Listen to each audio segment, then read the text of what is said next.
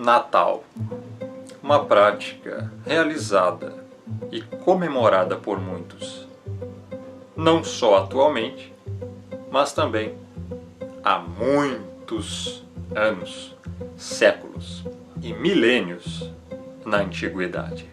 Hoje você vai aprender como surgiu o Natal, de onde surgiu o Natal, se o Natal é uma prática saudável ou não, se ela agrada o Altíssimo e se deve ser comemorada por aqueles que se dizem cristãos, evangélicos, espíritas, ateus, muçulmanos, hindus, católicos, romanistas, filhos do Altíssimo, judeus, israelitas, eleitos, não eleitos, todas as pessoas do mundo. O que significa realmente o Natal? E, por mais incrível que pareça, para onde vão as pessoas que comemoram o Natal? Inocentemente ou não? Eu sou o Rômulo Marasquim, do canal Firmeza da Verdade.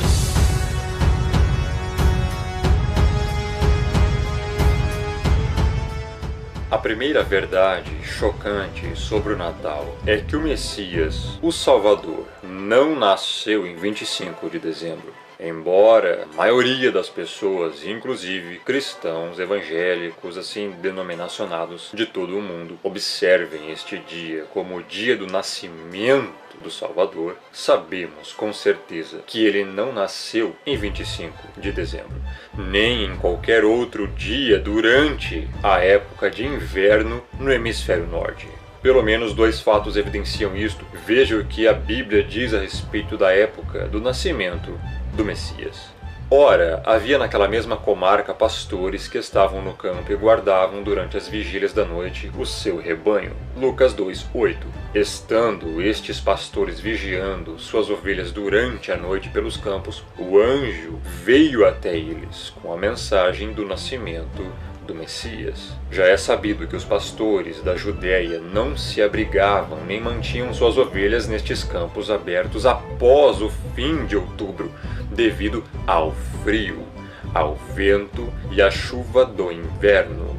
Os pastores sempre recolhiam seus rebanhos das montanhas e dos campos até 15 de outubro, aproximadamente. Obviamente, o nascimento do Messias não poderia ter ocorrido após o início do inverno, como no dia 25 de dezembro. A Bíblia diz que, à época do nascimento do Salvador, César Augusto decretou um recenseamento geral e todos iam alistar-se, cada um à sua própria cidade. Lucas 2:1 e 3. Foi devido a esse censo que José viajou até Belém, a fim de alistar-se com Maria, sua esposa, que estava grávida. Verso 5.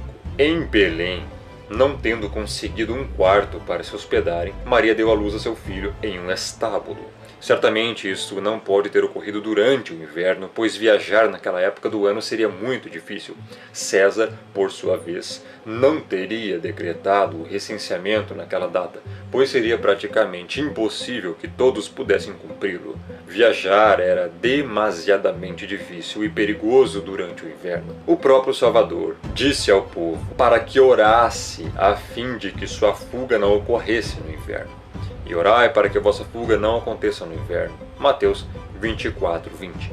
De fato, a história mostra que esses censos sempre aconteciam no fim da colheita, por volta de setembro ou outubro, uma época bem mais adequada para viajar e realizar um recenseamento. Obviamente, o Salvador não pode ter nascido em 25 de dezembro, seu nascimento foi provavelmente no outono, mas não podemos determinar o dia exato. Até mesmo os romanistas são forçados a admitir que a data do nascimento do Salvador não é conhecida. O mais provável é que o Messias nasceu na época da festa dos tabernáculos. Por isso que a Bíblia diz que ele tabernaculou entre nós. Sem dúvidas, o dia do nascimento do Messias seria o dia mais importante da história da humanidade. Sabemos as datas de nascimento de muitas pessoas famosas, homens da antiguidade, desde os Césares até os faraós. E de fato, no Egito, celebrações de aniversário estão documentadas desde antes do século 13 a.C. Mas não há uma única referência em todos os 66 livros da Bíblia e nenhuma menção na literatura da Igreja igreja primitiva que apontem para a data do nascimento do Salvador. Obviamente, o Criador não quis que soubéssemos a data em que ele nasceu. Uma coisa é certa: se o Pai, o Altíssimo, o Criador, quisesse que a igreja, que nós, celebrássemos o nascimento do Salvador, do Messias, ele nos teria dito. As mentes sensatas só podem concluir que a razão pela qual a Bíblia faz silêncio a esse respeito é que nunca foi a intenção do Criador que o nascimento do Salvador fosse celebrado. O Natal não é uma doutrina bíblica. O Salvador e os seus apóstolos nunca fizeram do Natal um dia sagrado. Não há nenhuma passagem na Bíblia que nos incentive a celebrar o nascimento do Cordeiro. O Messias não pediu para celebrarmos o dia do seu nascimento, não ordenou que comemorássemos o dia do seu nascimento, nem nada parecido. Nenhum apóstolo e discípulo celebrou e comemorou o dia do nascimento dele. Isso te choca? Isso pode chocar a muitos, mas é a verdade. Então, o que é o Natal? O Natal é a continuidade da antiga Saturnália pagã. A Saturnália era um festival da antiga Roma em honra ao deus Saturno, que ocorria em 17 de dezembro no calendário juliano e mais tarde se estendendo com festividades até 23 de dezembro. O feriado era celebrado com um sacrifício no templo de Saturno, no Fórum Romano, com um banquete público, seguido de troca de presentes em privado, festa contínua e uma atmosfera de carnaval que derrubava as normas sociais romanas. O jogo era permitido e senhores ofereciam serviço de mesa a seus escravos. O poeta Catulo chamava o festival de o melhor dos dias. Caio Valério Catulo foi um sofisticado e controverso poeta romano durante o final do período republicano. Na mitologia romana, Saturno era uma divindade agrícola que foi dito ter reinado sobre o mundo na Era Dourada, quando os seres humanos apreciavam a recompensa espontânea da terra, sem precisar do trabalho, em um estado de inocência. Pelo simples fato de o Natal não ser mencionado uma única vez na Bíblia inteira, é razão suficiente para que não tenhamos nada a ver com ele. O dia 25 de dezembro tem profundo significado religioso. De fato, muito antes do Salvador nascer, 25 de dezembro era mundialmente o mais reconhecido e celebrado feriado da antiguidade entre as nações idólatras. Esse dia era universalmente reconhecido e celebrado como o nascimento do deus Sol Mitra, que também era conhecido por diversos nomes em outras partes do mundo. O nascimento de outras divindades solares como Osíris, Horus, Hércules, Baco, Adonis, Júpiter, Tamuz, Saturno e etc. também era celebrado em 25 de dezembro. O Natal originou-se a partir do culto a um deus Sol. Era a celebração do solstício de inverno, um período de festanças, orgias e bebedices, exatamente do mesmo modo que muitos celebram ainda hoje. As atuais tradições natalinas, como a decoração do pinheiro, as luzes, os enfeites de folhas de azevinho e flor de Natal, também conhecida como poinsettia ou flor de papagaio, a troca de presentes, as festas e comemorações, são todos elementos essenciais desse solstício de inverno pagão. A história registra como essas celebrações pagãs se entrincheiraram firmemente na sociedade, e quando a seita romanista, mais conhecida como Igreja Católica Apostólica Romana, não conseguiu persuadir o povo a abandonar essas práticas idólatras, elas foram adotadas. A seita romanista adotou cada aspecto pagão dessas abomináveis tradições, incluindo a data, e simplesmente os renomeou. Agora, em vez de celebrar o nascimento de Tamuz ou Saturno, ou qualquer uma das outras divindades solares, a intenção seria a de celebrar o nascimento do tão conhecido e assim nominado Jesus Cristo. O cristianismo foi misturado com o paganismo Foi no século V que a seita romanista ordenou que se observasse o nascimento de Cristo, assim nominado Cristo, no dia 25 de dezembro, o dia da antiga festa romana do nascimento do Sol. Um dos nomes do Deus Sol. Nenhum investigador honesto pode negar esses fatos claros. A palavra greco-romana Cristo, que vem de Krestos, significa crista. É por isso que você observa no capacete romano dos soldados o símbolo do seu deus, o deus Mitra, o deus Sol, a crista do capacete romano.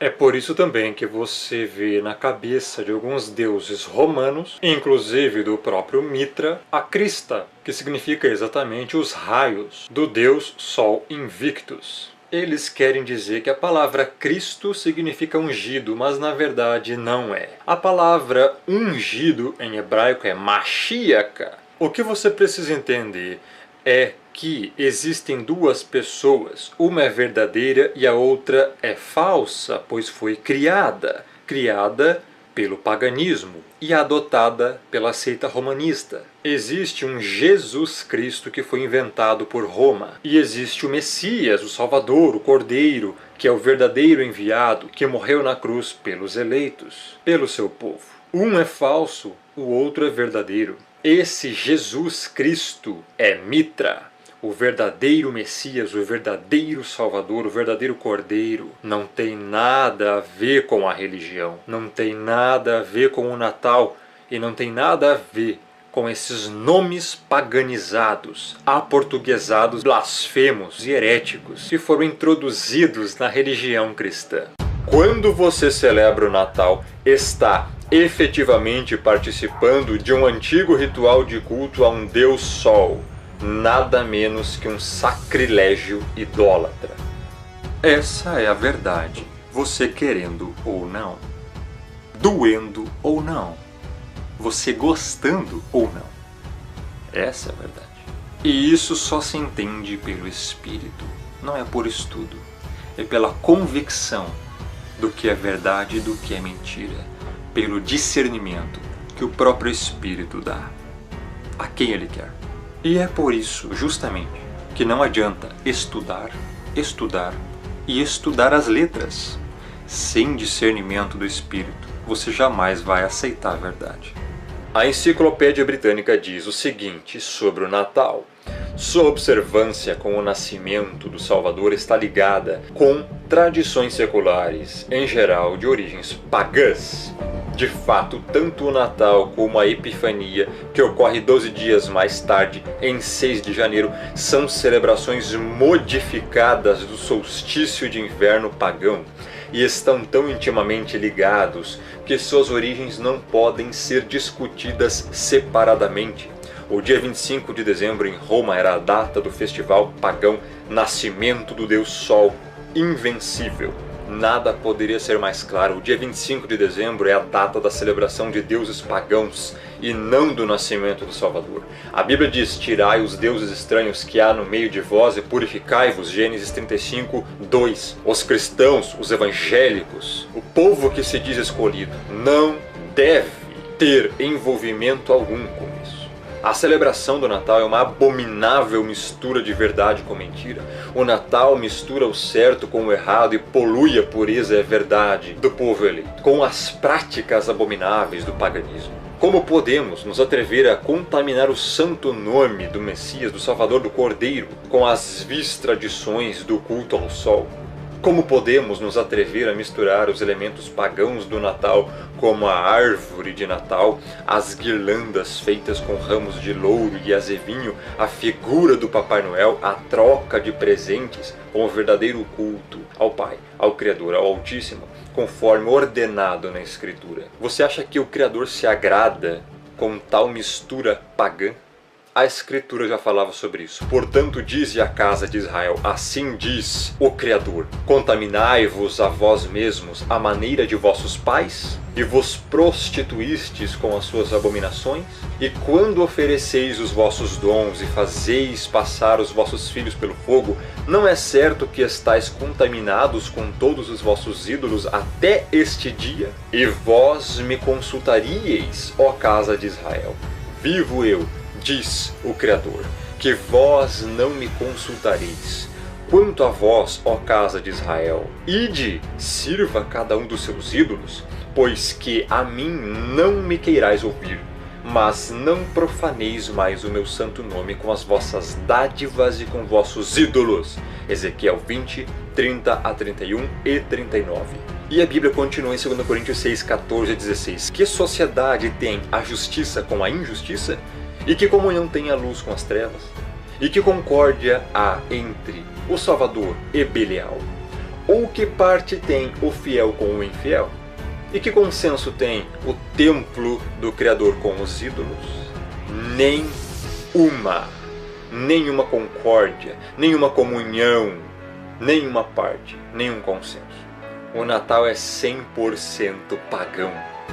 Quem comemora ou celebra o Natal, todo o ritual natalício está sendo antibíblico, fazendo uma coisa totalmente antibíblica e sendo uma abominação, ao mesmo tempo em que comete uma abominação àquele que é santo, santo, santo. Com isto em mente, considere o que o Criador diz a Jeremias 10, 1 a 5 e considere com a atual tradição de decorar as árvores de Natal.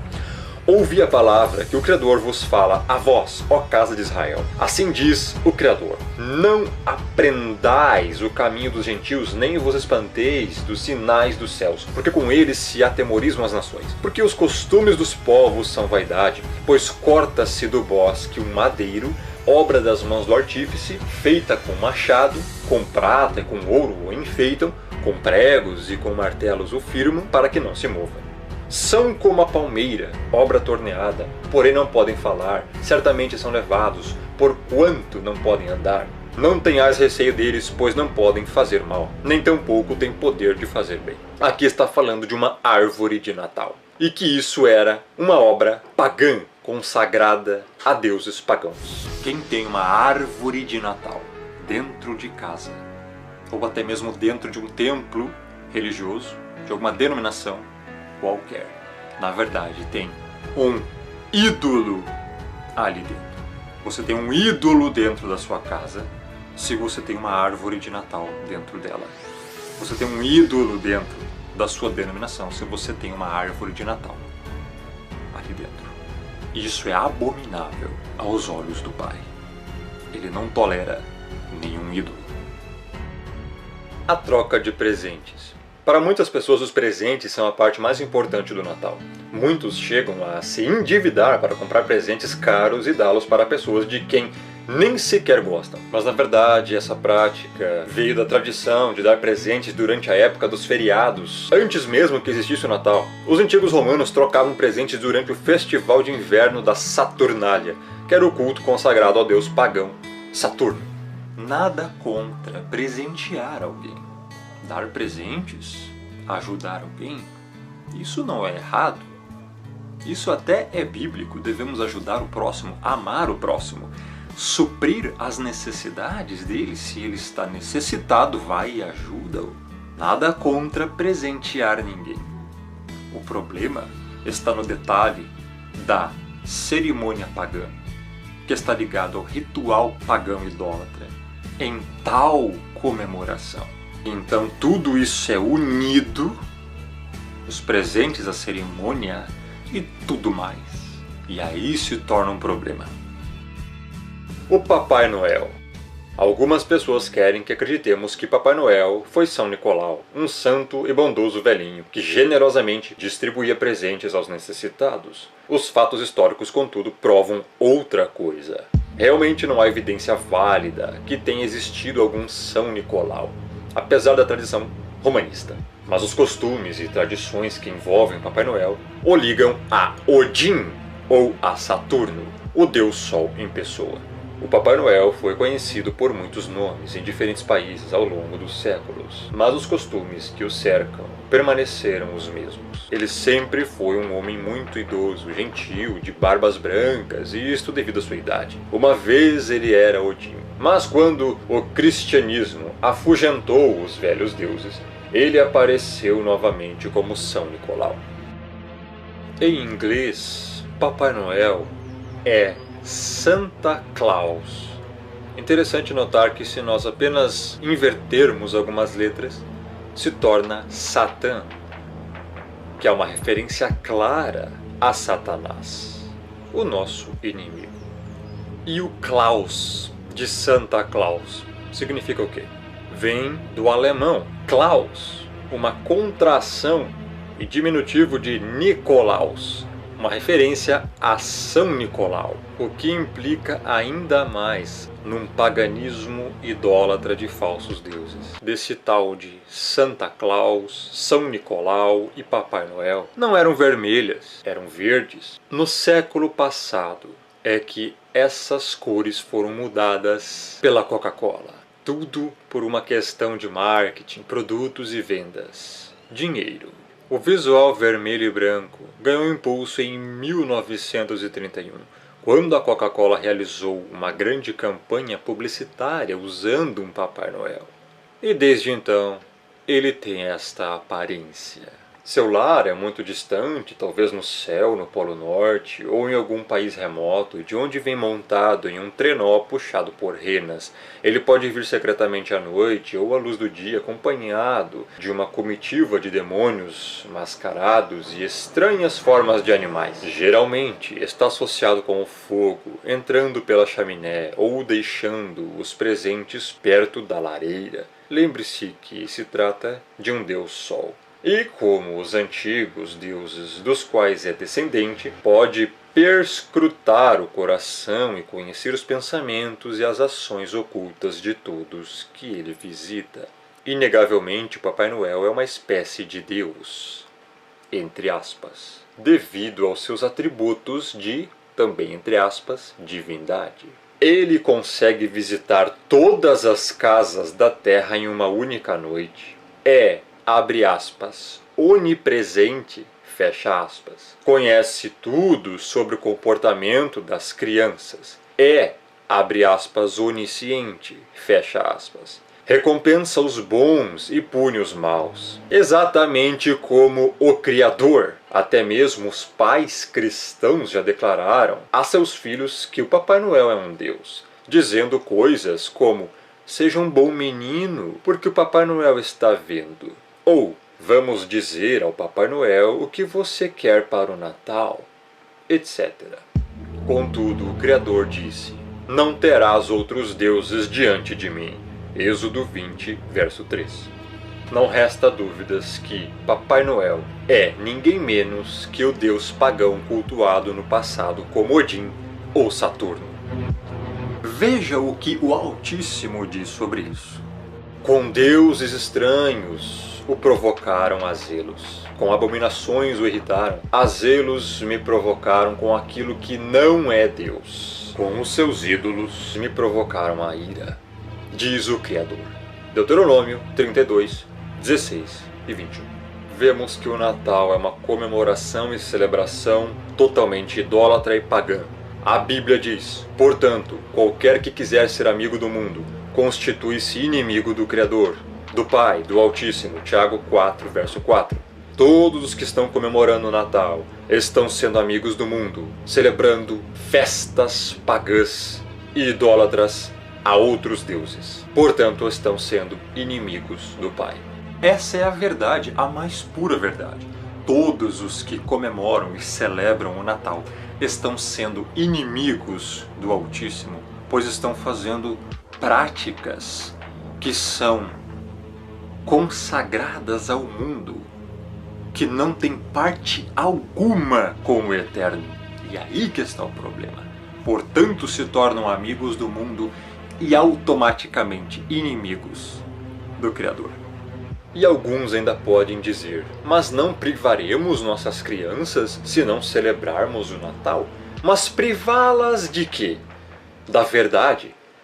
Se você quiser realmente privá-las, continue celebrando os feriados do mundo, continue celebrando a Saturnália romana, adorne a árvore da idolatria, continue mentindo para seus filhos sobre o Papai Noel e você vai privá-los da verdade, da luz e talvez de muito mais do que isto. Se você já leu Apocalipse 21:8, sabe qual será o destino dos mentirosos, leia também Gálatas 5:20 a 21 e 1 Coríntios 6:9 a 10 e veja para onde os idólatras irão.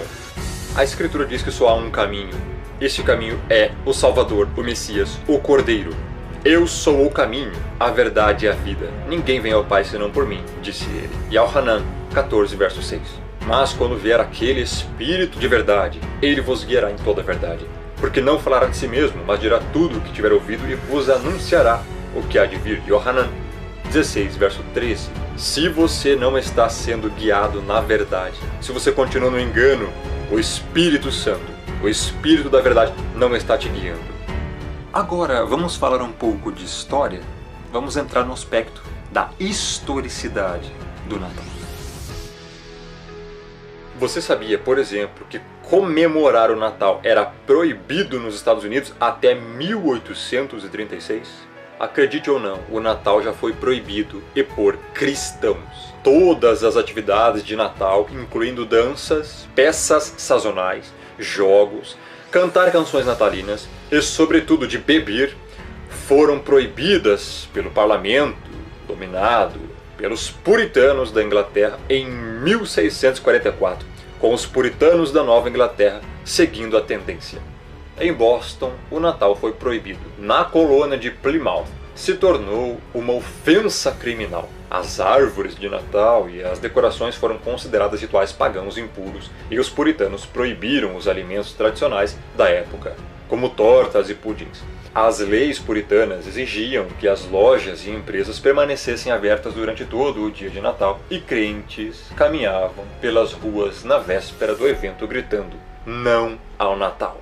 Nos Estados Unidos, os tradicionais costumes natalinos não eram, no princípio, observados, como na Inglaterra, sob o mando da Comunidade Britânica de Nações, por causa das objeções dos puritanos. Mas desde a metade do século XIX, as celebrações se popularizaram e cresceram economicamente. Hoje em dia, poucos norte-americanos sabem que celebrar o Natal já foi proibido em seu país. Obviamente, não estamos sugerindo que o Natal seja proibido por lei, apenas que cristãos sinceros decidam se devem participar de uma festividade tão pagã e antibíblica. Nossas tradições comemoraram todas as festas da roda do ano pagã e o Natal, Yule. Yule é a época do solstício de inverno, quando a criança do sol renasce, a qual é uma imagem do retorno de toda a nova vida através do amor dos deuses. Os escandinavos tinham um deus chamado Ul, e dentro da tradição nórdica, Yule é considerado o Ano Novo. Nas demais tribos e povos da Europa pré-cristã, o solstício de inverno era a mais antiga festa sazonal e, dada sua importância, foi sincretizado com as festividades do Natal cristão. Roda do ano é o calendário que simboliza a concepção de tempo dos pagãos e principalmente a dos celtas, e que era um tanto quanto diferente da atual, semelhantemente ao zodíaco. Eles não viam o tempo de forma linear, mas circular, cíclico. Seus calendários levavam em conta não só o ciclo solar, como é o nosso, mas também o ciclo lunar. Originários da tradição celta, os sabbats ocorrem 8 vezes ao ano. O imperador Aureliano, um imperador romano de 270 a 275, de humildes origens, provinha da Dácia, de Sírmio, onde nasceu em 214. Pertenceu ao grupo de imperadores soldados que estiveram na base da restauração do Império em finais do século III. Foi ele quem oficializou, em 274 d.C., a data de 25 de dezembro, cuja finalidade da festa era homenagear o deus Sol, Natalis Solis Invicti, nascimento do Sol invicto, considerado a primeira divindade do Império Romano a festejar o início do solstício de inverno. A New Catholic Encyclopedia, 1967, volume 3, página 656, reconhece o seguinte: a data do nascimento de Cristo não é conhecida. Os evangelhos não indicam nem o dia nem o mês. Em 25 de dezembro de 274, Aureliano mandou proclamar o deus Sol como o principal padroeiro do império e dedicou um templo a ele no campo de Marte, o Natal se originou numa época em que o culto do Sol era particularmente forte em Roma. Se formos estudar sobre uma origem ainda mais antiga, vamos chegar aonde sobre o Natal? Por um acaso você já achou o Natal na Bíblia, na Escritura? É óbvio que não, pois ele não existe lá. Mas um fato interessante foi que um dia o Messias nasceu, e foi um fato tão relevante que dividiu a contagem do tempo em dois, antes de Cristo e depois de Cristo. E esse acontecimento não se acredita somente pela fé, é um fato. Agora, como não tiveram como negar isso, inventaram o Papai Noel, as reinas, os duendes e os presentes. Com isso, as crianças crescem acreditando que Papai Noel existe, e à medida que vão crescendo, descobrem que Papai Noel na verdade não existe, nunca existiu, e que tudo era uma farsa. Por associação, subliminarmente, também passam a não dar muito crédito a Jesus Cristo, ao Messias, ao Salvador, a ele, ao enviado, ao ungido que veio morrer pelos eleitos, pelo povo do Criador, como se ele também passasse a fazer parte dessa farsa do Natal. Eis aí um dos propósitos obscuros do Natal. Para a gente entender um pouco mais sobre isso, precisamos voltar um pouco no tempo, temos que chegar aos dias de Noé. É a partir daí que nós poderemos entender como surgiu esse costume do Natal. E também podemos aproveitar e falar muitas outras coisas. Por exemplo, quem é a mulher que está estampada em todas as notas do dinheiro brasileiro? Quem é a mulher da moeda, cara ou coroa? De quem é a cara? Qual é a mulher da estátua da liberdade? Qual é a mulher que está como símbolo da Colômbia? Todas essas perguntas serão respondidas agora. Temos que começar indo ao livro de Gênesis, onde conta a história de Noé, o homem que construiu a arca e salvou 8 pessoas e um grupo enorme de animais da destruição do dilúvio.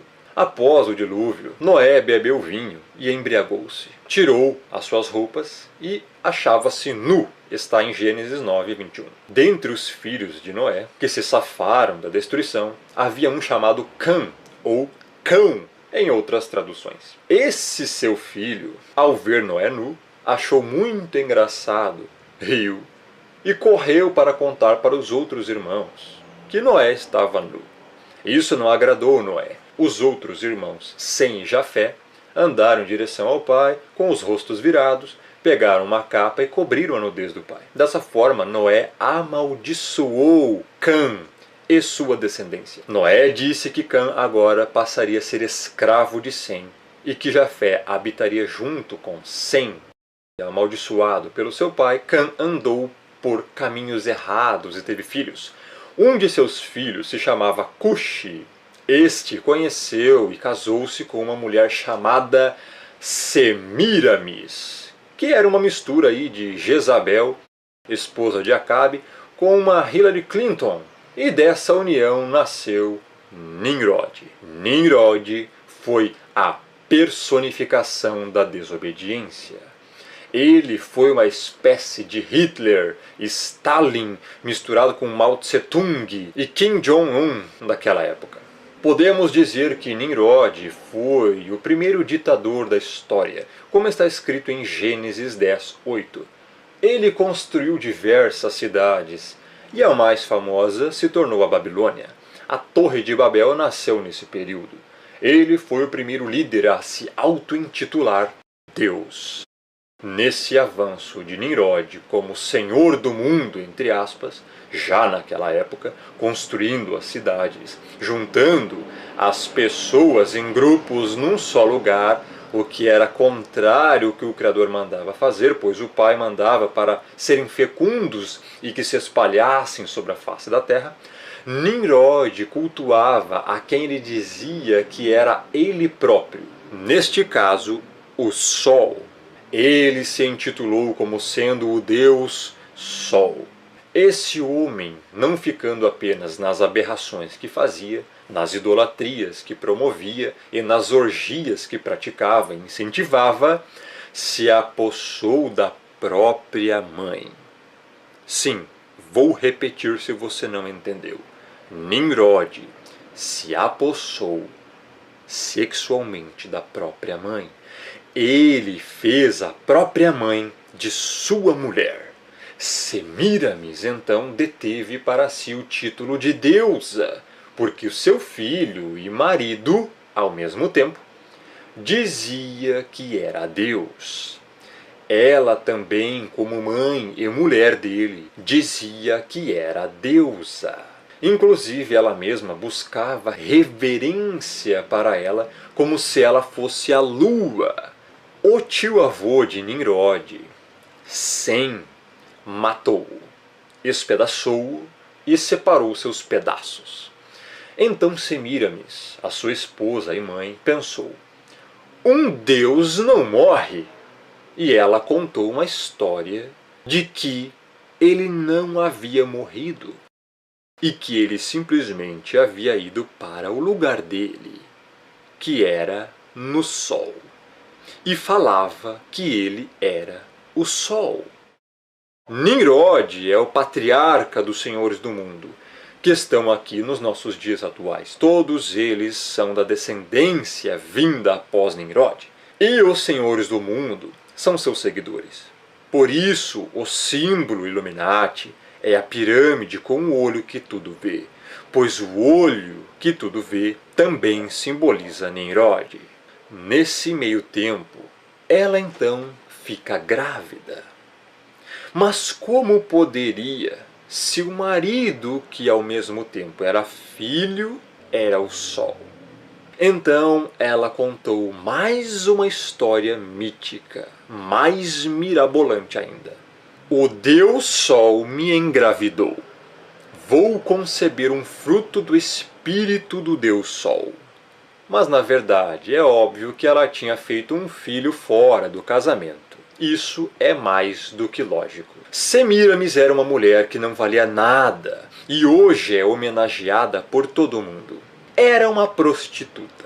Após a morte do marido, grávida, dizia que seu filho, que iria nascer, era o Filho de Deus e colocou nele o nome de Tamuz. A Bíblia fala de Tamuz em Ezequiel 8, 14 e 18. Levou-me à entrada da porta da casa do Criador, que está no lado norte. E eis que estavam ali mulheres assentadas chorando a Tamuz. Vou repetir. Eis que estavam ali mulheres assentadas chorando a Tamuz. Disse-me: vês isto, filho do homem? Verás ainda abominações maiores do que estas. Porque estas mulheres estavam celebrando o Natal com uma árvore de um pinheirinho de Natal, chorando a Tamuz. Levou-me para o átrio de dentro da casa do Criador. E eis que estavam à entrada do templo, entre o pórtico e o altar, cerca de 25 homens de costas para o templo e com o rosto para o oriente. Adoravam o sol, virados para o oriente. Vou repetir. Adoravam o sol, virados para o oriente. Ou seja, também estavam adorando a Tamuz e a Nimrod. Então me disse: vês, filho do homem? O Criador falando isso para Ezequiel. Está vendo, filho do homem? Está vendo, Ezequiel? Acaso é coisa de pouca monta para a casa de Judá o fazerem deles as abominações que fazem aqui, para que ainda encham de violência a terra e tornem a irritar-me? Ei-los a chegar o ramo ao seu nariz, pelo que também eu os tratarei com furor. Os meus olhos não pouparão, nem terei piedade. Ainda que me gritem aos ouvidos em alta voz, nem assim os ouvireis. O Criador está falando que todos aqueles que comemoram o Natal estão comemorando uma festa pagã, adorando Tamuz e o Deus Sol Nimrod, e que o Pai considera isso uma abominação e que ele vai tratar com violência, furor, e não terá piedade e nem serão poupados, ainda que gritem aos ouvidos do Pai com alta voz, nem assim ele os ouvirá. Isso é um juízo do Criador para todos aqueles que comemoram e celebram o Natal. O Natal, uma festa pagã que irrita o Criador. Olha o que ele disse no verso 17. Para que ainda me encham de violência a terra e tornem a irritar-me. muito cuidado com o que você está fazendo. Abandone as práticas idólatras. O Criador está te mandando fazer isto. Tammuz, filho do Deus Sol, que ficou sendo considerado como menino Deus, nasceu exatamente ao equivalente ao dia 25 de dezembro naquela época. Depois que Semíramis deu à luz a Tammuz, começou a dizer que esse garoto era então o próprio Nimrod, o próprio Deus Sol, agora reencarnado. E daí surgiu a base para a teoria da reencarnação. Eis aí de onde surgiu a teoria da reencarnação.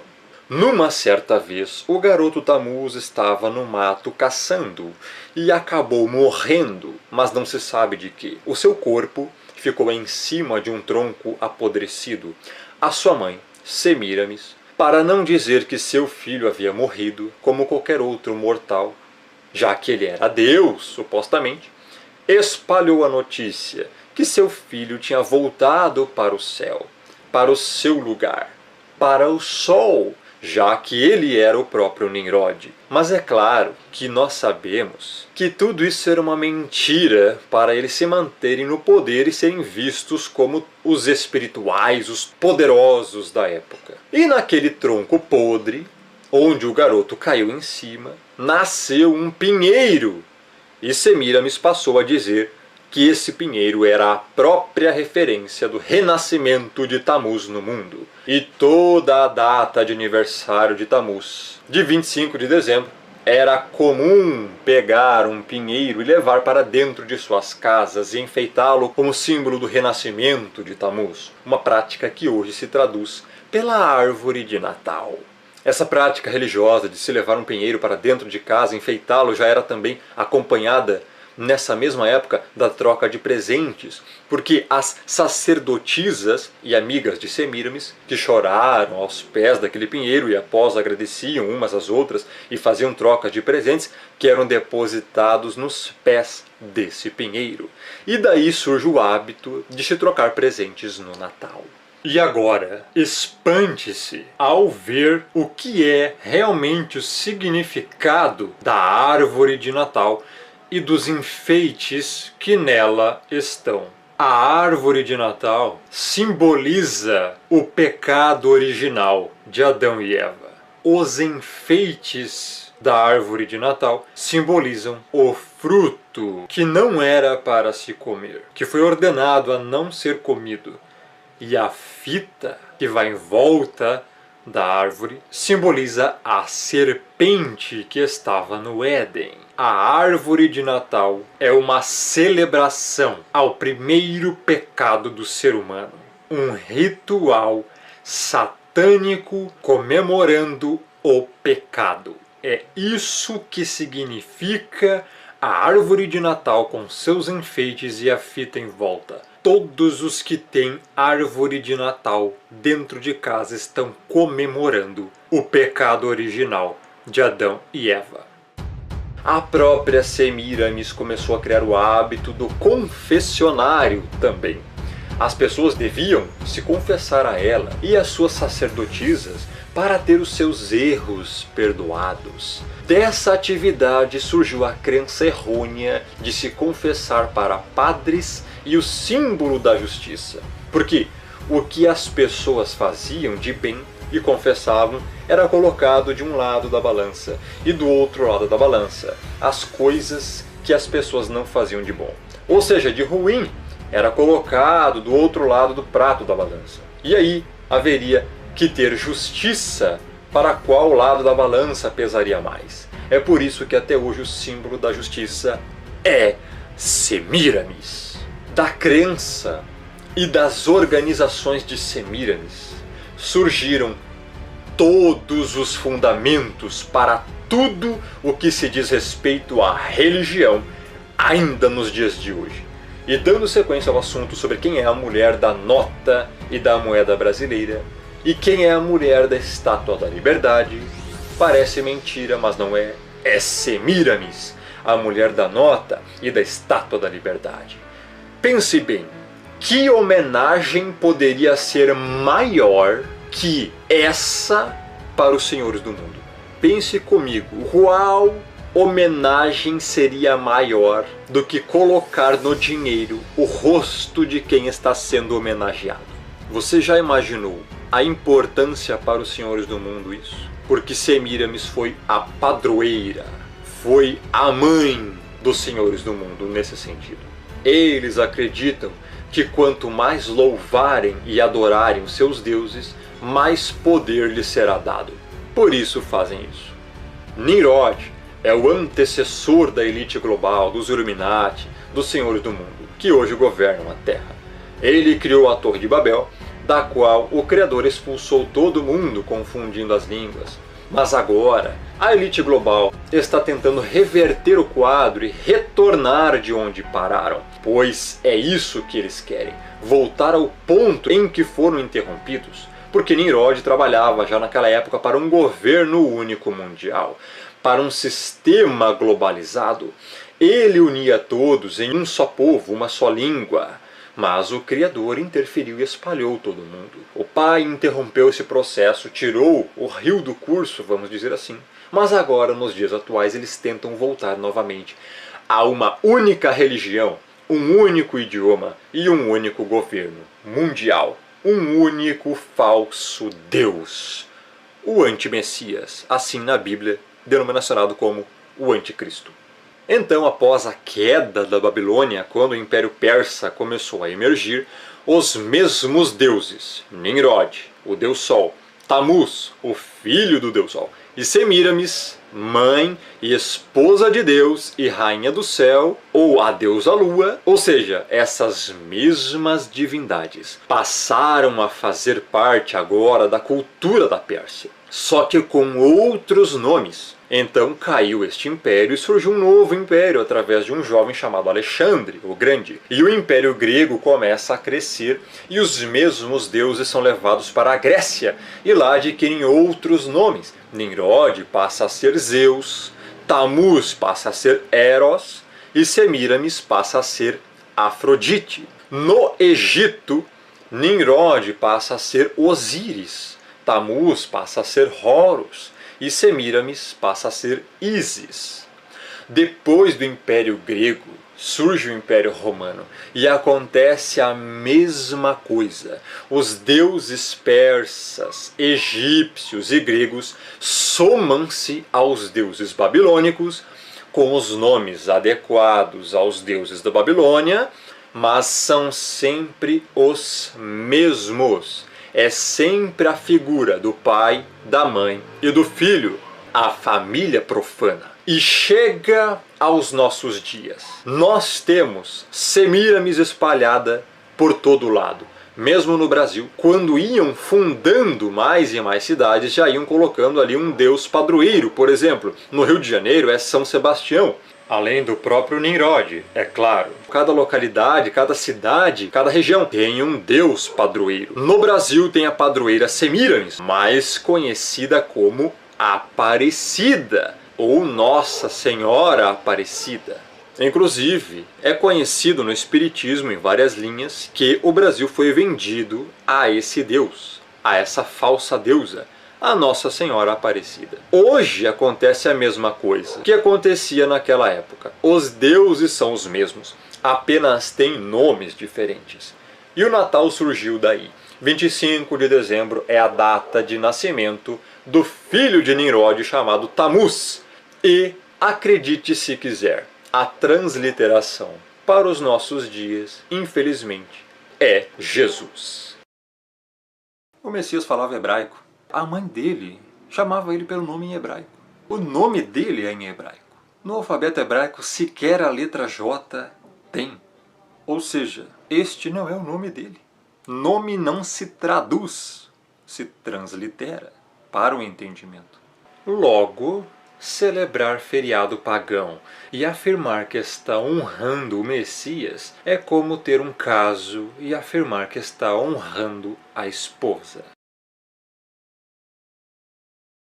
Onde o Messias nos manda fazer festa de aniversário, com bolos, velas, cantiga e ainda apagar a luz.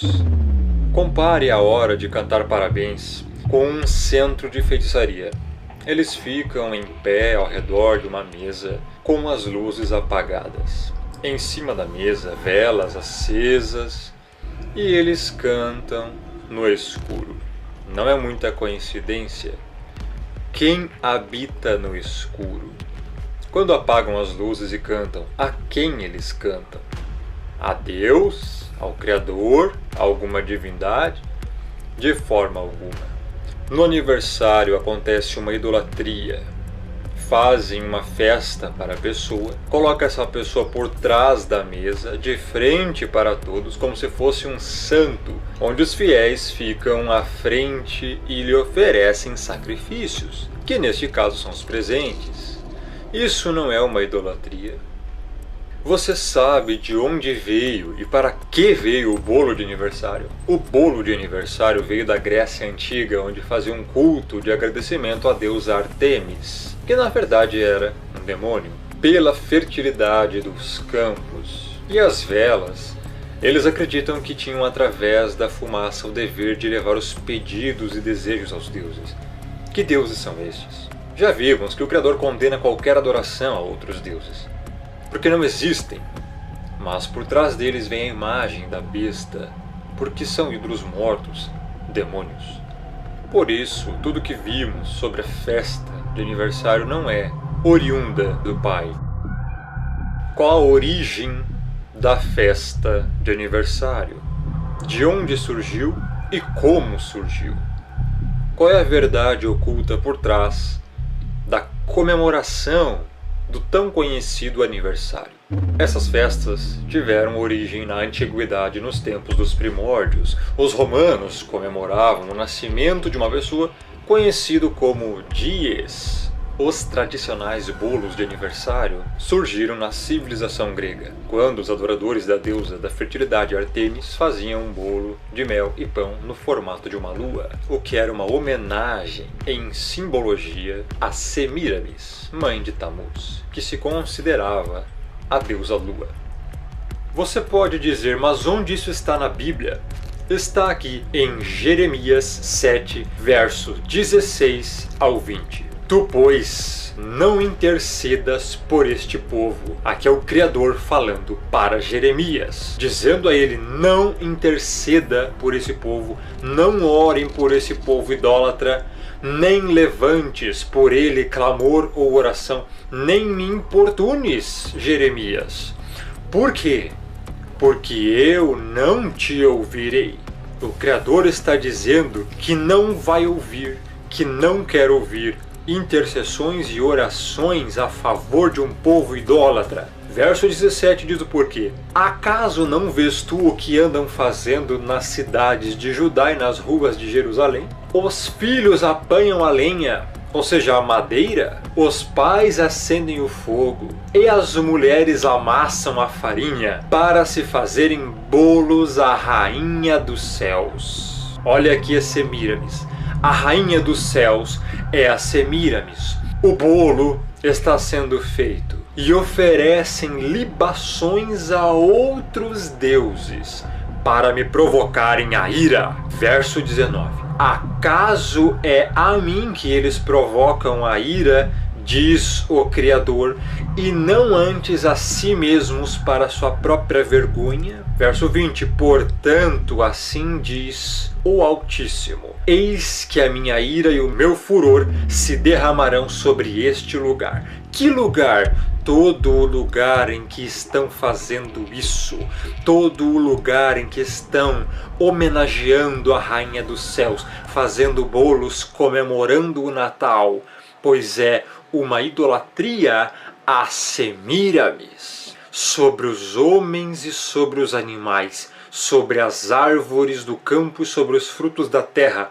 arderá e não se apagará. Aqui está falando do grande e terrível juízo da grande tribulação também, em que, a partir da primeira trombeta de Apocalipse, que está no capítulo 8, grande parte da terra irá sofrer. Tanto os seres humanos serão queimados, como animais terrestres e aves. É o que a Escritura diz. Você querendo ou não, você gostando ou não, e a culpa é totalmente sua por adorar outros deuses, celebrando o Natal e o aniversário, que indiretamente é praticamente quase a mesma coisa. As velas colocadas em cima do bolo também surgiram na antiguidade, na época dos deuses antigos, pois as pessoas acreditavam que a fumaça das velas levavam as preces dos fiéis até o céu, além de proteger o aniversariante de espíritos ruins e garantir sua proteção ao ano vindouro. Sim, você não escutou errado. Toda essa tradição e costume de acender velas em cima de um bolo surgiu do paganismo demoníaco, onde as pessoas acreditavam que tais velas serviam para proteger de espíritos ruins, malignos e garantir sua proteção ao ano que viria. As velas acesas também servem para abrir portais, neste caso de invocação. Só que as velas precisam estar em certas posições específicas. Nesse caso, as posições mais famosas são em formato de pentagrama ou hexagrama.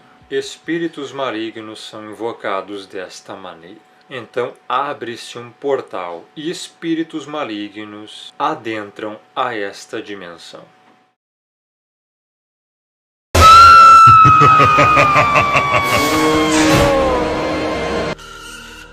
Esses costumes de bolos e velas são costumes de adorações a demônios. Quando a pessoa prepara a tradição de bolo e vela ao aniversariante, a mesma está fazendo adoração oculta aos deuses greco-romanos. Podemos citar de que o mesmo jeito é comemorar a Páscoa, o Natal, o Carnaval, São João e etc.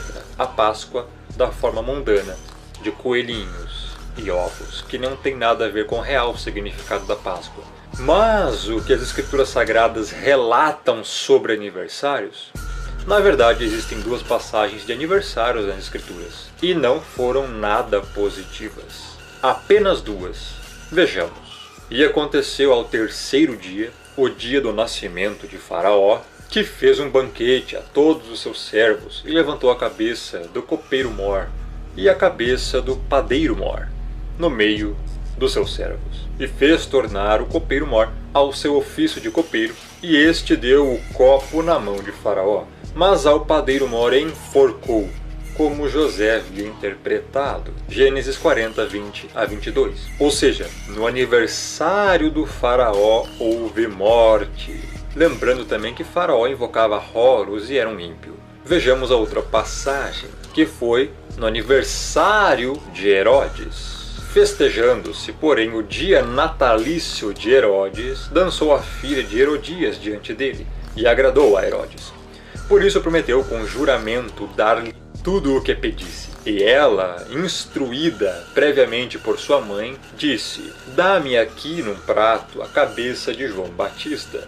E o rei afligiu-se, mas, por causa do juramento e dos que estavam à mesa com ele, ordenou que se lhe desse, e mandou degolar João no cárcere. E a sua cabeça foi trazida num prato e dada à jovem, e ela a levou à sua mãe.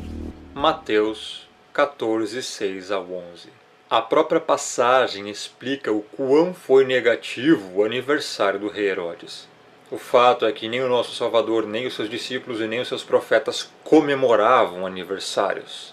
Então veja que em toda a Bíblia só temos duas narrativas de aniversários: do faraó e do rei Herodes, dois ímpios que comemoravam seus aniversários. Mas o que o nosso Salvador nos ensina sobre festas e jantares? Vejamos. E dizia também ao que eu tinha convidado: quando deres um jantar ou uma ceia, não chames os teus amigos, nem os teus irmãos, nem os teus parentes, nem vizinhos ricos, para que não suceda que também eles te tornem a convidar e te seja isso recompensado. Mas quando fizeres convite, chama os pobres, aleijados, mancos e cegos, e serás bem-aventurado, porque eles não têm com o que te recompensar, mas recompensado te será na ressurreição dos justos. Essa ressurreição dos justos refere-se ao dia da volta do Messias, que será apenas no final da grande tribulação. E então serão dados os galardões, as recompensas, aos salvos. Na interpretação, o que é mais importante para o Salvador é o convite das pessoas mais humildes e necessitadas, e não de pessoas que possam recompensá-las, como parentes, amigos, irmãos e ricos. Note que o dia mais importante na religião conhecida como satanismo é o dia do nascimento, pois acreditam que neste dia nasce um Deus. Anton LaVey, fundador da Igreja de Satã, disse: "I'm glad that Christians' parents let their children worship the devil at least one night out of the year." Estou feliz que pais cristãos deixam suas crianças adorarem o diabo pelo menos uma noite do ano. Ele disse isso em referência ao aniversário. E ele também disse: "Birthdays, the highest of all holidays in the Satanic religion, is the date of one's own birth." O maior de todos os feriados na religião satânica é a data do próprio aniversário da pessoa. E veja aqui uma cena do seriado Sabrina, que é transmitido na Netflix como entretenimento familiar. O próprio Satanás, sentado junto na comemoração do aniversário da Sabrina. Quer mensagem subliminar mais direta do que essa? Sim, te enganaram há todo este tempo. Durante todo esse tempo, você deu crédito a mentiras pagãs. Mas não na verdade. Todos aqueles que não se arrependem e não mudam, não param imediatamente de comemorar o Natal, todos aqueles que estão comemorando o Natal estão cometendo idolatria, pecados abomináveis contra o Pai e não são salvos, pois estão consagrando dias a falsos deuses, demônios, denominações que estão incutindo dentro delas costumes pagãos de Natal, tem até denominações com árvores de Natal dentro. Estão cometendo grave pecado. Não estão agradando o Criador. Devem parar imediatamente, se arrepender, se converter, pois estão cometendo idolatria. Quem não se arrepende não é salvo. E se você está comemorando isso e quer fazer as coisas corretamente, você deve parar imediatamente com isso. O Criador está te chamando para parar de ser idólatra e cometer costumes pagãos.